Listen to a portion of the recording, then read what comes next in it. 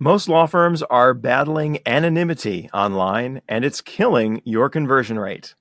Welcome to the Lawyer Millionaire Podcast, helping law firm owners grow their businesses and their wealth. I'm your host, Darren Wurz. Are you spending money on marketing but still struggling to convert leads into clients? You're not alone. Many law firm owners are throwing money at ads while unknowingly sabotaging their intake and online presence. Today's episode will show you what's wrong and how to fix it. We are on a mission to help lawyers and law firm owners maximize wealth and achieve financial independence. Welcome to the Lawyer Millionaire with Darren Wurz from Wurz Financial Services. Before we dive in, quick heads up, join our Lawyer Millionaire Listener Challenge. Just leave a review of the show, share your favorite episode with a friend or on social media, then head on over to lawyermillionaire.com/challenge to submit your entry. You could win a $100 gift card, a signed copy of my book, or even a private strategy session with yours truly. It just takes 60 seconds. Go do it now. We're here with Tanner Jones. Tanner, thank you so much for joining us today. Glad to be here, Darren. Thank you. Well, great. Before we dive in, we've got a great topic today, which is marketing. Of course, every law firm owner's favorite topic, Tell our audience a little bit about who you are and what you do. Certainly. Yes. Marketing, I'll start with marketing as a just big picture. Marketing is definitely one of those love-hate relationships. And for a lot of law firms, it's a volatile world. There are a lot of ups and downs. And so that's really the heart of what we're doing, is helping to build more consistency in a firm's case pipeline so that they're not having to deal with the valleys, those troughs seasons, which are obviously very difficult, puts a lot of pressure on a lot of team members, and in many instances unnecessarily. So I'm with Consultwebs. I've been with Consultwebs now for 16 years. I'm the vice president of business development. Consultwebs themselves have been around since 1999, one of the longest standing legal focused digital marketing companies in the country. And our founder, Del Tincher, had the foresight to really see the value of niching down way before it really became a very popular effort, especially online. And so where we help firms in particular is specifically through digital marketing. We manage their websites. We build those websites. We have developers, programmers on staff. We have licensed attorney, writers, and editors on staff. And if you've done any digital marketing, you understand content is a major player in that. And again, the whole focus is on building a consistent book of business. And that's what Consultwebs is known for, is coming in, shooting straight, developing a unique strategy around your law firm, your competition, and going head to head with some of the strongest firms in the market to win those cases through digital. Okay, great. All right, so you're the guy. So let me pose a challenge to you here. Let's say you're doing, we know what we're supposed to be doing here, kind of in theory, right? Let's say you're a law firm and you're running digital ads and you're getting lots of leads, but your close rate, your convert rate is like 4%. You're getting tons of leads, and it's a problem because you're having to hire intake people to manage these leads, to talk to these people. And, it might be a close issue, but maybe it's an issue of just not getting the right leads. How do we fix that problem? Yeah, that's a complex issue. And I mean, really, the complexity of it is that it's because every firm is different. You mentioned a 4% conversion rate, and I have some medical malpractice clients that a 4% conversion rate on leads would be absolutely killing it. Generally speaking, less than 1% conversion rate is somewhat the norm for complex medical malpractice cases that are in many instances going to land in trial because of the complexity of them. And so I would caution your listeners to immediately take that number and begin assessing against their conversion rate, because no two firms are going to be equal. Some firms, in fact, could be converting at 50%. If they're in such a niche down business and it's such a unique case type, no one else is doing it, naturally you should have a high conversion rate. But let's speak specifically to, if you're starting a digital marketing campaign, simply being able to track that metric, Darren, is an important benchmark, because you need to have, what is the ground level? Like, what are we starting with? If we get 10 leads in a month and we're signing 5 of those, well, you have a good benchmark of a 50% conversion rate on those leads. That's probably unheard of for most law firms out there, but it's still a really good metric to look at to begin with before you've started dumping dollars into marketing. Because now you can work off of that benchmark and really identify red flag issues if you determine that conversion rate is starting to dip. Now, there are other layers in that, depending on what your intake is set up to do. There are some firms that allow phone calls to come directly into their attorneys, and they basically a rotation of attorneys picking those calls up, which is absolutely ludicrous in the marketing world. Your time is way too valuable to be handling calls that are converting at less than 20%. And so what I would suggest is really evaluate your internal intake process. It shouldn't be that complicated. For the end user, for your prospective client, what do they want? Ask yourself, if you're calling for a roof repair or, a deck staining at your house, some of, these are not legal services, but you still have a desire, just an internal desire to be served well, to be respected in that initial process, to be heard, for your questions to be answered and not interrogated. And the same is true. In fact, it's even more significant when someone's calling into a lawyer, because this is often the first time they have ever contacted a law firm in their life.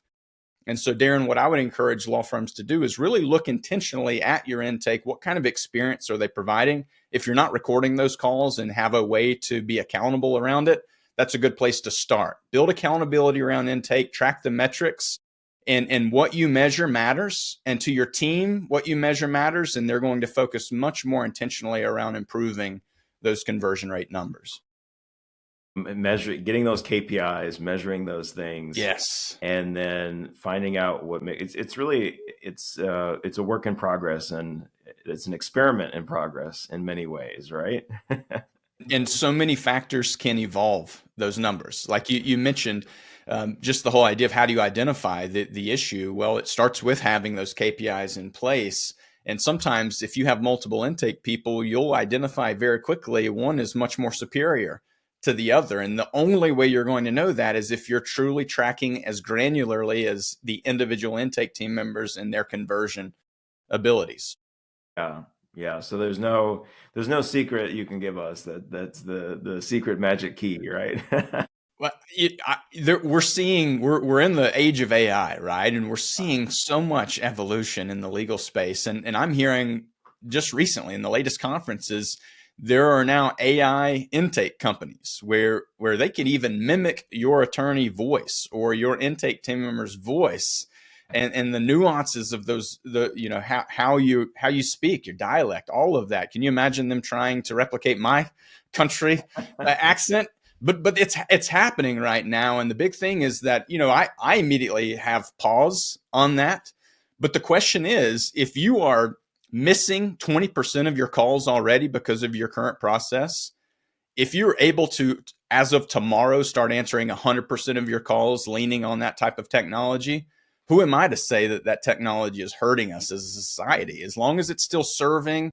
And my opinion on that is be forthcoming. If you're using that technology, make sure your users understand that. Don't try to pull the wool over their eyes in that. And you can really lean in and embrace this type of technology to serve your clients even better. Oh, yeah, absolutely. What is working? Okay, so you identified an issue, which is there are lots of different types of law firms focused on different niches, and that may have a big impact on what works for you. Let's say maybe like immigration, like lowish value, high volume kind of practices. Mm-hmm. What kind of things are working well today that are maybe underutilized? A piece to marketing that a lot of law firms tend to ignore is the power of brand recall, the understanding of brand, and being able to relate a name to how you help. the actual service itself. And so that is one area that has been neglected for a long, long time. There's a reason why firms have spent historically tens of thousands, if not hundreds of thousands a month in television advertising and other traditional ads like billboards and bus wraps and radio and everything in between, because it helps to really infuse your brand and the meaning behind your brand into their brains, into their minds. And brand recallability is one of the most undervalued piece to marketing, because naturally, if you're investing in any type of advertising, let's say you're running ads on Facebook, well, there are two ads alike. And if you are running your ads where you have historically been pushing your brand through, whether it's traditional advertising like I referenced or other digital advertising like social media and other paid ads, what you're doing is you're increasing the likelihood of someone to actually take time to consume the ad, consume the content and relate to that content, and most importantly, to convert from that. We've also seen Google over the last 10 plus years pushing the acronym EAT, and they've layered on another E to that, EEAT now: experience, expertise, authority, and trust. These are the areas that Google is imploring website owners, webmasters to really focus on reinforcing online. How do you showcase, publicize your EAT factors, your experience?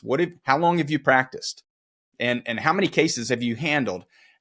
Everything that obviously that you're allowed to deliver publicly, whether, if there are case results that you're not allowed to share, then obviously, be cognizant of that. But anything and everything you can do to represent your experience and expertise around your niche practice online, starting with your website, those aspects will help to drive your marketing. And we find it time and time again, Darren, the firms that are investing in brand are consistently seeing a lower cost per client acquisition. So it's costing them less to acquire cases because of the power that their brand is supporting their ads, their SEO, and everywhere else they're showing up online. Interesting. Okay, so that was EEAT. What experience is the first one? What are the last three? Experience, expertise, authority, and trust. Okay. And so practically speaking, I mentioned case results, reviews, testimonials. These are all powerful ways to illustrate your expertise, authority, and trust. And I would encourage you to go well beyond Google. We've been preaching Google for many, many years, but we're seeing this fragmentation of search engines across even generative search platforms like ChatGPT that are growing in popularity. Well, it's the same concept.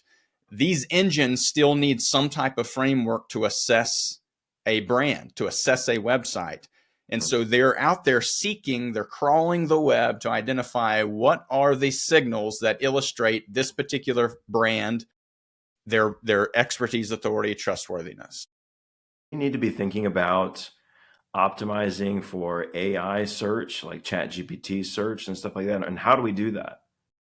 Yeah, fantastic question. And you should be. Any law firm that is interested in being able to grow their book of business through digital should not neglect Google by any means. So don't hear me wrong. Google is still the 800-pound gorilla in the marketplace, owning 90% of share of search. But we're seeing this dramatic rise in things like Claude, Perplexity, ChatGPT, Grok. These are all powerful platforms. And our clients are really in the beginning of the year started to see more referral traffic coming through platforms like ChatGPT. And so that's what I would encourage every law firm owner that's listening. Work with your digital marketing partner to identify where is our referral traffic coming from today. Because these platforms are so fragmented, and it's like colloquialisms in life. You go from one place to the next in this country, and you're going to find that people are using different platforms. Up in the Pacific Northwest, Bing is a very popular search engine, whereas Google is really owning the lion's share of search in other places throughout the country. So understand your market and what's currently driving traffic. From there, you can identify where are the platforms to prioritize, because when the sea is so vast, it can get overwhelming and it leads to paralysis. And so I would encourage you to start focused, look at what's already driving incremental traffic, and begin to test your visibility in these platforms. We're actively building a ranking analysis tool for all of these different fragmented generative search platforms. So there is technology coming available to allow people to really see where they're ranking and how well they're showing against competition in these platforms for their practice areas. But start with just manual searches. Go in there. Who is the best personal injury law firm in San Diego? Who is the most trusted personal injury attorney? Use a wide range of variations there, because people are starting in that top level research phase. They're doing a lot of long tail searches, very detailed search, trying to find a firm that's specifically experienced with commercial trucking cases. Who has handled the most commercial trucking cases in San Diego? Like, people are getting that nuanced in search. And so start there and identify who is showing up consistently. Then there's an aspect of some reverse engineering on where are these platforms linking? What sources are they citing? How are they coming to the conclusion that this firm is the best in this category? And look to see, are they referencing a best of list, best of America, best of California, whatever lists are showing up, are you there? If you're not there, then clearly there's an opportunity to fill a gap and get your brand listed, whether it's a paid directory, a free listing, whether you're writing an article for it. Pursue those opportunities, Darren, because that type of effort today is much like the links of yesterday. And for anyone who's ever invested in search engine optimization in Google, they've likely heard that content and backlinks are the two major components of building authority to a website. A backlink is anywhere you get another website away from yours to link to your site, whether they're linking to your homepage or to a particular practice area page. That is a sign of trust. Going back to the EAT acronym, that is implying that they trust your site and your law firm enough to send their traffic to your site. So it's something Google has looked at for more than a couple of decades in assessing how to rank websites. Well, the next iteration of backlinks today is what we would consider more of a co-citation. That's just simply getting listed. Like, Darren, you've done a lot of podcasts. You're out there. You've done a wonderful job in a lot of different areas within legal. And so you're listed all over the web. Even when they don't link back to your website, just referencing Darren or just referencing your business is a sign of approval and is a positive signal. And we believe firmly that firms who are ignoring that and not constantly pursuing traditional public relations efforts online, they're going to miss the mark here. They're going to fall behind in generative search. And there's a huge opportunity for firms who see that and begin to aggressively pursue it. Interesting. So podcasts would be great, getting published on other websites. What are some other ways you could build that authority? Sure. A very simple way to look at it, start with best of type lists. And they don't have to necessarily be categorized as best of. It could be top, it can be best, it can be most advanced, most experienced, anything to imply your history in this space or your success in this space. Those are good lists to be on online. And again, one of the best places to start would be, how are these other firms in my market showing up? What have they already leveraged with lists? And start there. Another way to do it, I talked about reviews, but not just on Google. Diversifying reviews across different platforms. Yelp, certainly. But there are other legal directories, Avvo. You have Martindale Hubbell, Super Lawyers, Best Lawyers. There are a lot of these legal directories, legal specific directories that even if they don't list you as best of, these are signals that imply that you're well entrenched in the legal profession. You're listed there under the personal injury category or family law category. Again, all signals that illustrate your relevance to the market. And even when they don't come with a backlink, they are just as valuable today from a generative search standpoint as backlinks have been from a Google search perspective. Interesting. Well, thanks for those tips, Tanner. Let's talk a little bit about websites. And I'm curious, what are some of your top, most common mistakes you see on websites? I have some pet peeves. I'm wondering what yours are. Yeah, where do I begin? Lots. I have some pet peeves as well.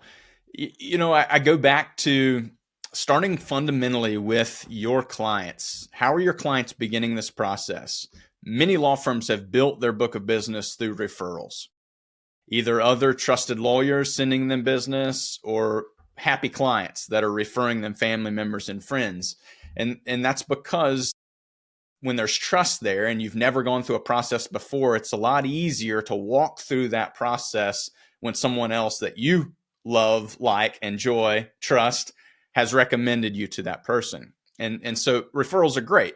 So the question is, how do you carry that concept to your website, knowing that not everyone who has been to your website knows you, likes you, and or trusts you already? It means you have to proactively establish that trust immediately upon landing.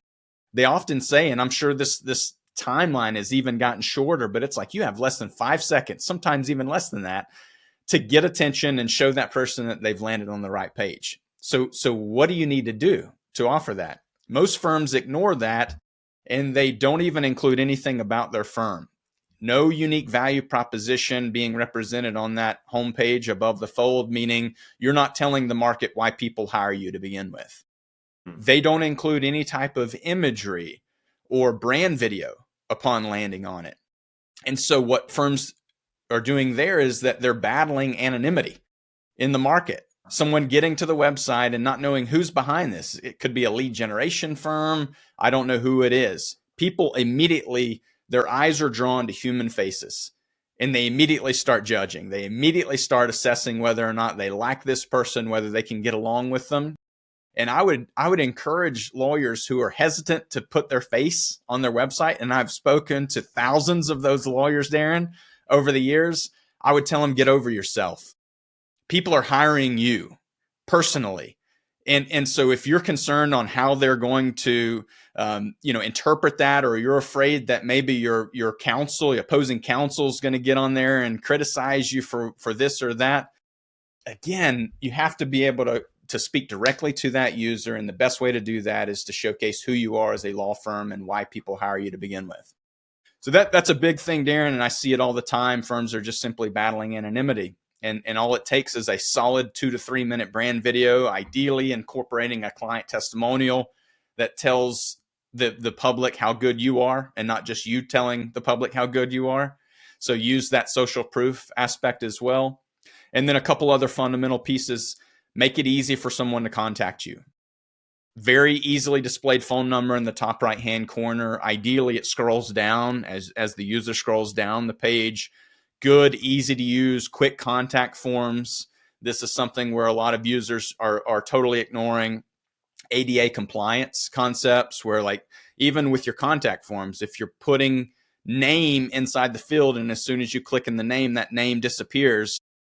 Well, that's not intuitive for a user. So there are very kind of seemingly small things that go a long way in increasing the usability of a web page. Type inconsistency, so big font type and then going to a completely different font right below that. It throws off the brand. It implies disorganization within the firm. So those types of things that most would overlook, but a designer would be very keyed in on, those go a long way in increasing conversion and building trust.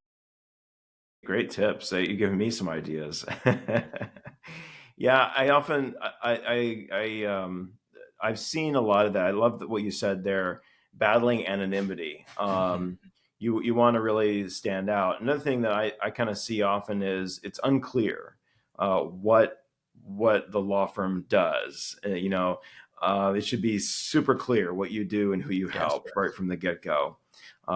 So great, Tanner. It's been really wonderful chatting with you. We're coming close to the end of our time here, but I want to give you the opportunity to share anything else that you think would be valuable to our listeners in this new digital world. Sure. Yeah. I mean, we've talked about some core concepts that are fundamentals, things that will serve you well. And so I would encourage you to begin doing that. The next piece is taking action. A lot of times, I mentioned before, when there's so much opportunity, it's so easy to get caught up in, where do we even, what step do we take? Which direction do we take?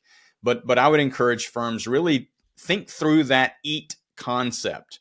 Like, the heart behind it is to illustrate why people would hire you to begin with. So these are things that reinforce your marketing. Once you've identified truly what is it about your experience, expertise, authority, and trustworthiness that draw people to you, that encourage other lawyers to refer business to you, and double down on that messaging. If you're concerned that that messaging may or may not resonate, then take a sample size of clients that you've trusted over the years, and don't be hesitant to survey them. Draw out, like, what was it about us that attracted you to begin with? Why did you hire us? What was the experience like throughout? And use those narratives to drive that unique value proposition and reinforce that. Keep it consistent in everywhere you're putting your brand, whether it be digital or traditional. The other piece is to come back around accountability. There are so many successful firms that have simply plateaued because they haven't been accountable to those KPIs, the key point indicators, key performance indicators that we talked about earlier. So make sure that that's in place. And to simplify that for attorneys, if you don't have any KPIs in place right now, from a marketing perspective, make sure you have a good sense of how many leads, and there's no lead is a lead, in my opinion. It needs to be a qualified lead, a pursuing lead, someone that is calling in with interest in your services that are in your area and you have the ability to help them. That's a lead.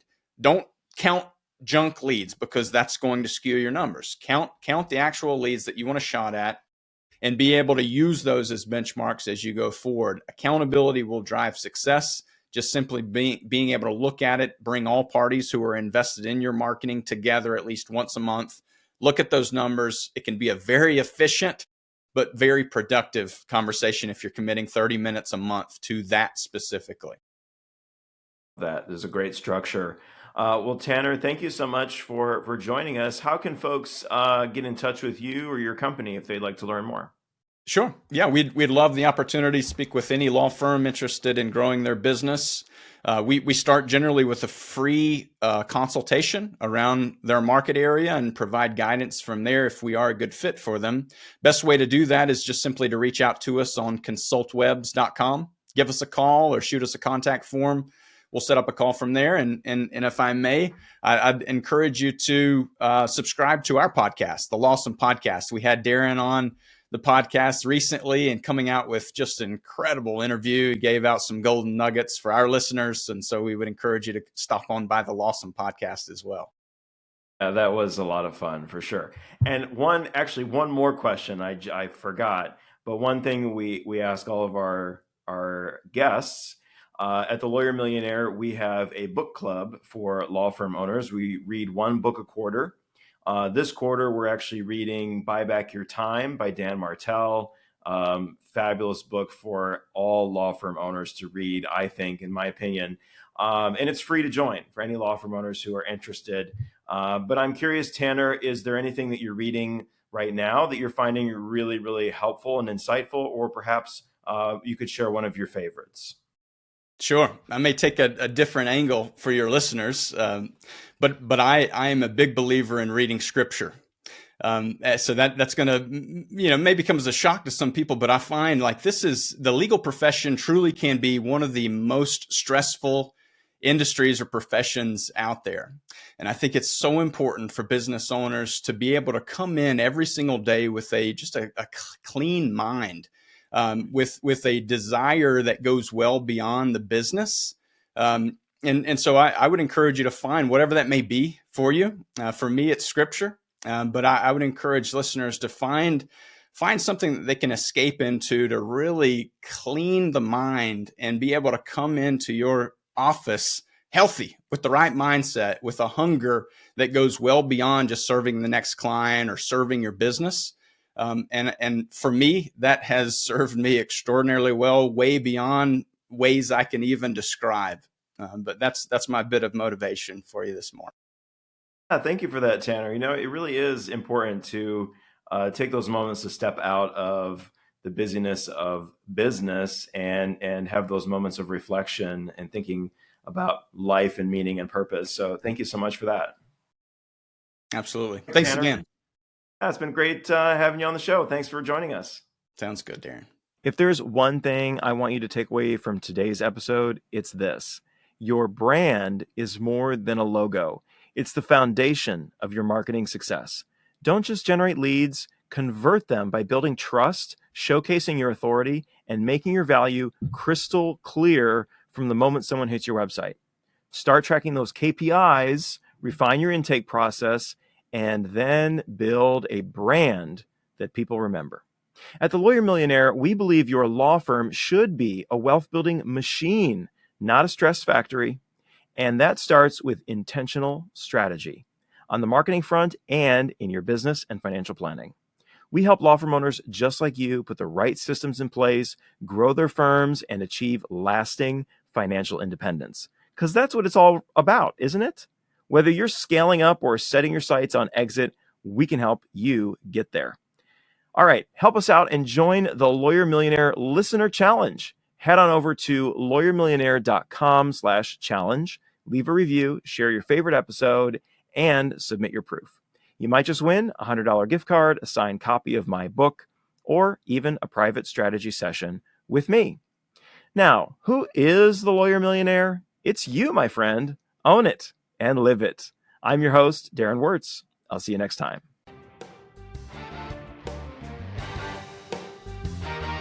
Thank you for listening to The Lawyer Millionaire. Click the follow button below to be notified when new episodes become available.